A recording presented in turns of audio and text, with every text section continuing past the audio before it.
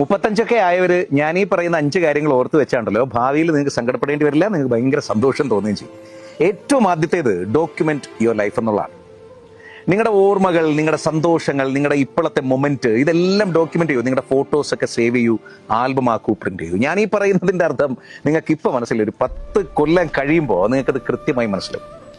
നിങ്ങളുടെ വീഡിയോസ്, കുഞ്ഞു കുഞ്ഞു വീഡിയോസ് ഒക്കെ സേവ് ചെയ്ത് ഫോൾഡറിലാക്കി അതിനെയൊക്കെ ഏതെങ്കിലും ഒരു സോഷ്യൽ മീഡിയ ഇടത്തിലൊക്കെ സൂക്ഷിച്ചിട്ടാൽ, ഡോക്യുമെന്റ് ചെയ്താൽ, നിങ്ങളുടെ മെമ്മറീസിനെ നിങ്ങൾക്ക് സേവ് ചെയ്ത് വെക്കാനായാൽ 10 കൊല്ലം കഴിയുമ്പോൾ നിങ്ങൾ ഒരുപാട് സന്തോഷിക്കും. സർക്കിൾ ചെറുതാവും, അതിൽ ടെൻഷൻ വേണ്ട. നിങ്ങളുടെ കൂട്ടുകാരുടെ എണ്ണം കുറയും, നിങ്ങളുടെ ഏറ്റവും പ്രിയപ്പെട്ടവരുടെ എണ്ണം കുറയും. അതങ്ങനെയാണ്, പ്രായം കൂടുന്തോറും അതങ്ങനെയാണ് നല്ലത്, അതങ്ങനെയാണ് ആകേണ്ടത്. എന്തിനാണ് ഇപ്പോൾ ഒരുപാട് പേര്? നിങ്ങൾക്കത് റിയലൈസ് ചെയ്യാൻ പറ്റും. ഒരുപാട് പേര് അയ്യോ എനിക്ക് കുറേ മനുഷ്യർ കൂടെ ഇല്ലല്ലോ എന്ന് ചിന്തിക്കണ്ട.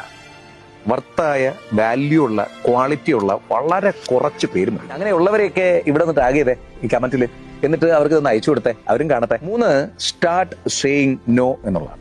എല്ലാത്തിനും ഒന്നും യെസ് പറയേണ്ട കാര്യമില്ല. എല്ലാവരും പറയുന്ന എല്ലാത്തിനും നമ്മൾ യെസ് പറയേണ്ട കാര്യമില്ല. അതിന്റെ പ്രായമൊക്കെ നിങ്ങൾക്ക് കഴിഞ്ഞു. Start saying no. ചില കാര്യങ്ങൾ നോ പറയേണ്ടതാണ്, അത് നോ പറയൂ. നിങ്ങളുടെ സമയത്തിനെ ബാധിക്കുന്ന, നിങ്ങളുടെ സമാധാനത്തിനെ ബാധിക്കുന്ന, നിങ്ങളുടെ സന്തോഷത്തിനെ ബാധിക്കുന്ന കാര്യങ്ങളൊക്കെ നോ പറയുന്നേ. അതിൽ ഒരു തെറ്റില്ല. അതാണ് സന്തോഷം, അതാണ് സമാധാനം. അത് ഭാവിയിൽ നിങ്ങൾക്ക് മനസ്സിലാവും. അതിപ്പോ പ്രാക്ടീസ് ചെയ്ത് തുടങ്ങിയാൽ നല്ലതാണ്. മറ്റെന്ത് പഠിച്ചില്ല എങ്കിലും മണി മാനേജ്മെന്റ് പഠിക്കേണ്ട പ്രായമാണ്. കാശ് എങ്ങനെ മാനേജ് ചെയ്യും എന്നതാണ് നിങ്ങൾ പഠിക്കേണ്ട. അപ്പൊ ഇത്രയും നാൾ പഠിച്ചതുപോലെ അല്ല. ജീവിതം എന്നത് എങ്ങനെയാകണം എന്ന് ഡിസൈഡ് ചെയ്യുന്നത് സത്യം പറഞ്ഞാണല്ലോ മണി മാനേജ്മെന്റ് നന്നായിട്ട് അറിയാവുന്നവർക്കാണ്. പലരും പറയും പണത്തിനെ കുറിച്ചാണോ ഞാൻ വറീഡ് ആകേണ്ടതാണ്, അതിനെക്കുറിച്ച് നിങ്ങൾ ബോധേഡായിരിക്കണം. കയ്യിൽ കാശ് വേണം. അപ്പൊ കയ്യിൽ കാശില്ലെങ്കിൽ വലിയ പണിയാണ്. അപ്പൊ മണി മാനേജ്മെന്റ് പഠിക്കണം.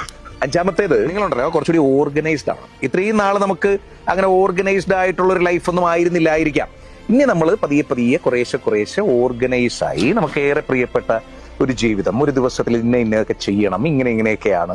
നമ്മുടെ ഡയറിയൊക്കെ ഒന്നുകൂടിയൊക്കെ ഒന്ന് പൊടി തട്ടി എടുക്കണം. അല്ലെങ്കിൽ മൊബൈലിന്റെ നോട്ട് പാഡിലേക്ക് നമ്മുടെ ഷെഡ്യൂളൊക്കെ, നമ്മുടെ ലൈഫ് കുറച്ച് ഷെഡ്യൂൾ ചെയ്തിരുന്ന നല്ലതാണ്. ഇപ്പൊ യാത്രകൾ, അല്ലെങ്കിൽ നാളത്തെ ദിവസം ഇങ്ങനെയാണ്, അല്ലെങ്കിൽ ഈ മാസത്തെ എൻ്റെ യാത്ര ഇങ്ങോട്ടാണ്, അതിന് ഞാൻ ഇത്ര രൂപ കളക്ട് ചെയ്യണം, ഈ കാര്യം ചെയ്ത് തീർക്കാനുണ്ട്, അല്ലെങ്കിൽ ഇന്നയാളെ കാണാൻ പോയിട്ട് കുറച്ചാളായി, ഇന്നയാളെ വിളിച്ചിട്ട് കുറച്ചാളായി. അങ്ങനെ നമ്മളൊന്ന് ചാർട്ട് ചെയ്ത്, ലിസ്റ്റ് ചെയ്ത്, ഷെഡ്യൂൾ ചെയ്ത് ഇപ്പോഴേ ശീലിച്ചാൽ 10 കൊല്ലം കഴിയുമ്പോൾ നിങ്ങൾ വേറെ ലൈഫ് ജീവിക്കും.